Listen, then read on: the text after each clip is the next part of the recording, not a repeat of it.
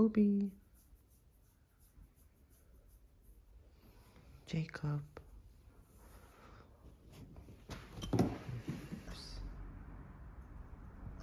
Oh.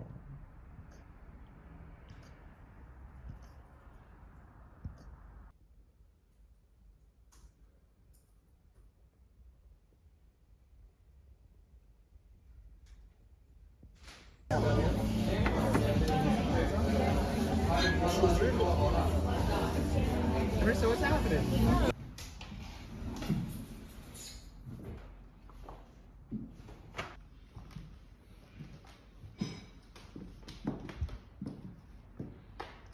Hi. Oh.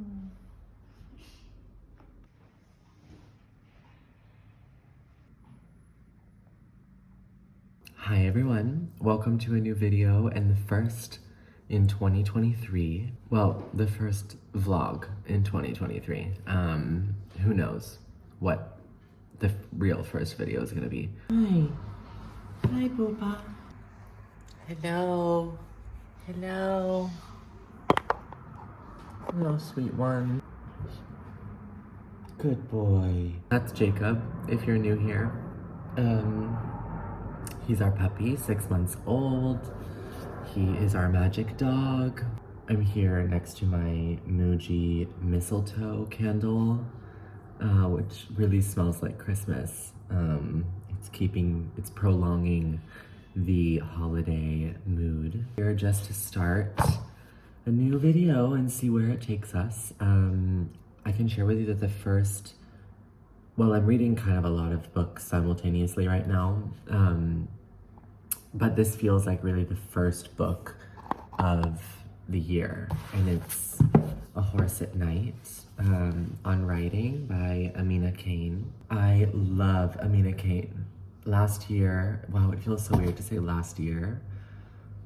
Okay, last year I read 2 of her books. Her first being Creature, which is a short story collection, like micro short story collection. And then her novel Indelicacy, which I just absolutely loved. It was, just spoke about it in my 2022 favorite reads video. Loved that. And so this is her newest book about writing. I'm the perfect focus group for this kind of book. I love writers talking about writing, or any kind of artist talking about their craft. I'm fucking loving this book. It is such a perfect first book of the year because she really speaks about, in this collection of, I don't know, I guess it's a kind of journal entries or like little essays, about how much she loves to read and about fiction and our lives. What does it mean to write fiction? Ways that we interact with fiction in our lives. It just really makes me excited to read all the books and all the stories that I'm gonna read. So that's why it's just such a perfect like opener to the year. It really gets me excited. Love that I have also read a lot of the books that she refers to so far. I'm a little less than halfway through. She talks about Annie Ernaux. She talks a lot about Elena Ferrante, specifically The Lost Daughter, which was one of my favorite, it is my favorite Ferrante novel that I've read so far. And so to kind of read her reflections on those works is really wonderful. Landscape and character, if a character and a landscape can kind of merge, aspects of imagery and space and quietness and darkness in writing. I'm highlighting quite a lot. Let's see if I can read you something. To write, to do any kind of work well, I believe we must at least have a solitude of mind, a solitude of seeing. Once again, I arrive at what I love most about art, about writing, how things appear and the richness of appearances. We ourselves come into view everywhere we go with other people, with objects, in landscapes. But now I see that I hide things in my sentences too. I thought because I write slim books, I was already working within the smallest unit possible, which is a unit I like, where I write best. Now I see that sometimes my focus gets even smaller and that I am not always writing a sentence to tell a story exactly, but simply to be in the space of a sentence, to make things appear in it, to see what is possible. I want to leave a chain of images that remain in the reader's minds. I relate to a lot of her avenues in which she approaches creation from, and just a lot of things that she's interested in, and I'm interested in them when it comes to other kinds of creating. Like, I'm not a writer, but I do create art in other ways, and I'm very interested in those kind of visual things that she is describing. Although, of course, what I do is much more visual, and writing is like not a visual art form. So it's even more interesting that she's so fascinated by like the act of seeing and looking inside of writing. I just think it's great. All of my book friends who have read it were like, Ben, you have to read it. Like, you are gonna love it. So they were all very correct. I'm gonna also listen again and watch Amina Cain being interviewed on the podcast of Jalen here on BookTube. If you're not familiar with his amazing podcast series called Reading the Room, it's wonderful, and probably with a lot of authors that you read. And Amina Cain is on there, and I either didn't watch all of it when I initially saw that episode, or I just need to go back and rewatch it, especially as I'm reading this.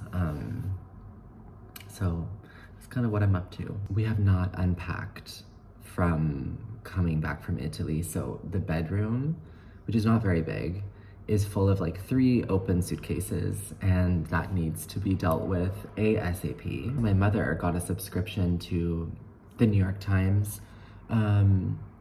for Christmas, and I used her login information in order to read the alphabetical diary series of Sheila Heti, who we know I love because 3 of her books were on my top books this past year. So I didn't have a subscription to the New York Times, so I didn't read her kind of serialized alphabetical autofictional series that she wrote for the New York Times. So I read the first one, which is like letters A through C, and it was really interesting. I just love Sheila Heti. I just love how her mind works and all the things she's busy questioning. I feel like her work always has a questioning nature, which I find relatable. I'm sure a lot of people do. That's all for now. I will catch you later. Bye.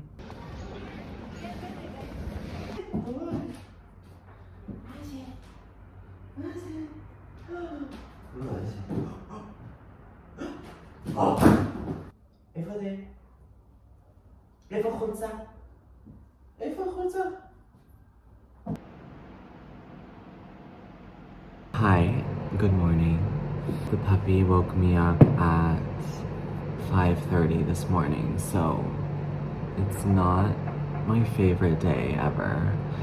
Anyway, popping on here, to tell you that I finished, where is it? Finished this morning, A Horse at Night by Amina Cain, and I loved it. What's going on here with the light? I loved it. 5 stars. Amazing. Amazing book to start the year with. I'm just really happy about that. And definitely gonna reread it. I recommend to anyone who likes books about craft, about writing, and also if you enjoy Amina Cain's work, it's really nice to hear, just understand like how she approaches her work, what she's interested in, the places that she wants to go with her writing. Like, the ambitions she has of like the way that she wants to write and wishes to write in future projects. And I always think that that's really interesting to learn about an artist. Like, where do they see themselves, or what do they strive for, and what do they think they've been successful at, and what do they think that they haven't been yet. So anyway, I just thought it was great. Is out by Don in the UK, but also the Dorothy Project Publishing in the US. Gotta go to work, so wish me luck that I don't fall asleep in the middle of the day.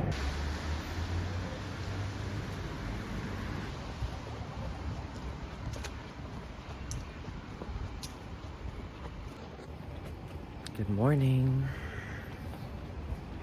Going for coffee.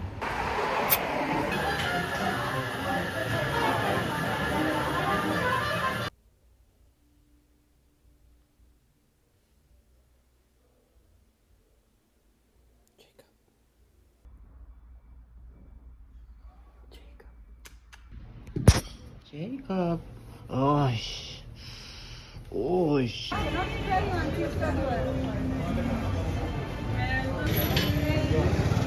Mazal tov.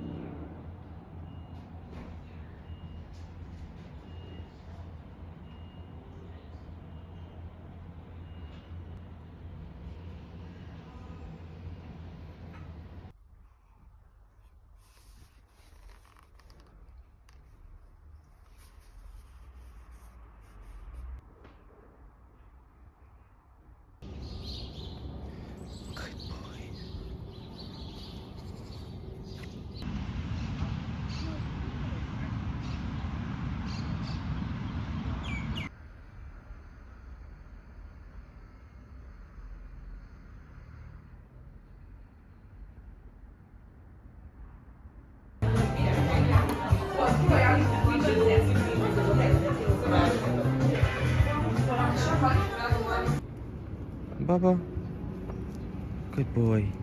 Good morning, everyone. I'm here with Jacob. We're on our walk. It is 6:30 in the morning. As I've mentioned before on the channel, Jacob is like a super anxious dog.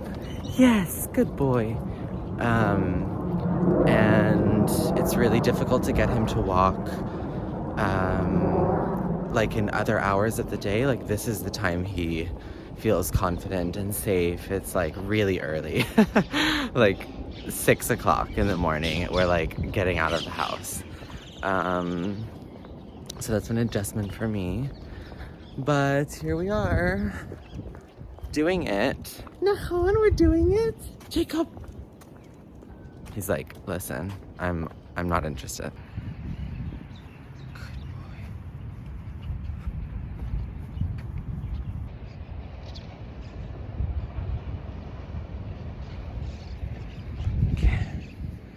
Good boy. Jacob. We made it to the sea, which is a great sign. I've been wanting to walk him to the sea for a long time, so that also I have something wonderful to take in as we are walking. I guess if I'm here, I can update you on reading a little bit.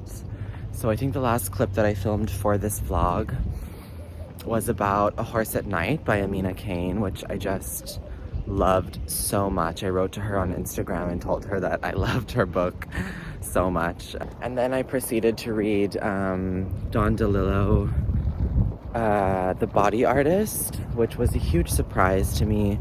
It's a book I had seen a few times in used bookstores. You don't want ice cream? Come on. I mean, you do want ice cream, but you don't get to eat it. And it was my first Don DeLillo, and I just enjoyed it like you can't even imagine. Blew my mind. It like rewired how I can think about language and telling a narrative. It's written by a man. Isn't that weird? A story about grief. It's a grieving wife who is a really interesting performance artist.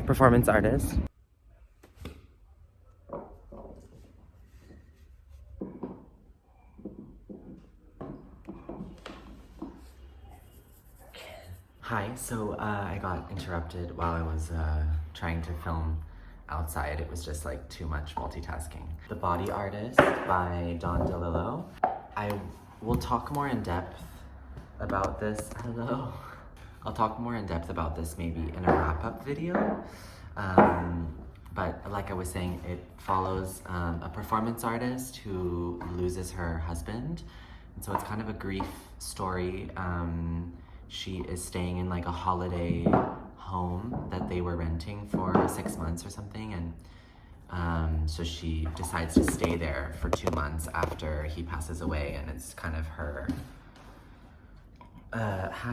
grieving and loneliness. This really is written so interestingly, and it's very thought-provoking. It really kind of broke my brain. I thought it was just so unique. Somehow like very kind of detached and like robotic almost, but also very touching and emotional. It says in the back, a metaphysical ghost story about, what it means to be alone. Who are we when we are not rehearsing who we are? Who are we when we are alone? How do the people that we love kind of stay around in our minds and in our memories and in our like connection to place and time when we lose someone. Really so interesting. Yeah, just read this on a whim, kind of. So that was that. Loved it. I'm still reading The Door. This is the book club pick for my monthly book club. If you don't know anything about that, I can link the video where I talk about it downstairs or maybe up here. And it's hosted on Patreon. But if you don't subscribe to the Patreon, you can also just read it and, I don't know, send me a DM or something or comment below this video. And we can chat about it. So I'm still working my way through The Door. And then I've also I'm reading a lot of things at once. Sometimes I do that. I'm not sure it's always successful. This is Delphi by Clare Pollard. Clare Pollard is a poet, and this is her baby. This is her COVID-19 book. And she kind of looks at the pandemic through the lens of different ways of telling the future in ancient Greek culture and Greek myth. So different kind of prophecies from Greek myth and then like things that we use to look at tell the future now, like tarot cards, for example. Kind of the question of like, when there was the pandemic, kind of what will the future hold? Like what happens? I'm only about 80 pages in, so I should get through that. It's pretty quick, very short chapters. Considered a novel, I guess it's her first novel, but I would assume it's pretty autobiographical. In addition to that, I also read yesterday The Choreography of Everyday Life by Annie B. Parson. I got this on NetGalley, although it's already out last year in October from Verso. Oh my God, don't knock over my... out by Verso, so you can get it already. Really short book about the American choreographer Annie B. Parson, talking about dance and choreography, but also looking just at the body, the public body. Talks about like postmodern dance. She talks a lot about Trisha Brown. Just kind of looking also at the pandemic and also like bodies in protest, and just kind of looking at like if choreography is bodies in space with certain tasks or with a knowledge of distance between bodies. So then you can find like a choreography in any given situation, like even the way that we as humans navigate like being on a busy street together and giving each other space and moving around, and So she sees kind of these choreographies of everyday life, as it's called. It was interesting. I want to think a bit more on it. I'll talk about that in a wrap-up. The month is coming to a close kind of soon, so I need to get through the door because it's my book club. So I need to read the book. That's all for now. Yes. Bye.